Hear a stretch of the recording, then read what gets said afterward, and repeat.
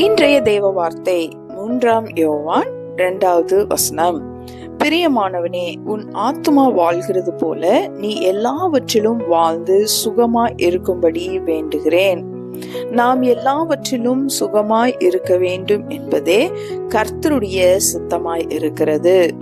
நாம் அப்படி எல்லாவற்றிலும் வாழ்ந்து சுகமாய் இருக்க வேண்டும் என்றால் நம்முடைய ஆத்துமா வாழ வேண்டும். தேவனுடைய பிள்ளைகளாகிய நமக்குள்ளே தேவ பிரசன்னம், தேவ வார்த்தை, தேவ ஆவி நமக்குள்ளே இருக்குமே ஆனால் நம்முடைய ஆத்துமா வாழ்வடையும். கர்த்தருடைய வார்த்தையின்படி நம்முடைய ஆத்துமாவை உயிர்ப்பிக்கிறார். தேவ பிரசன்னத்தினாலே நிரப்பி நம்முடைய ஆத்துமாவை நிரப்புகிறார்.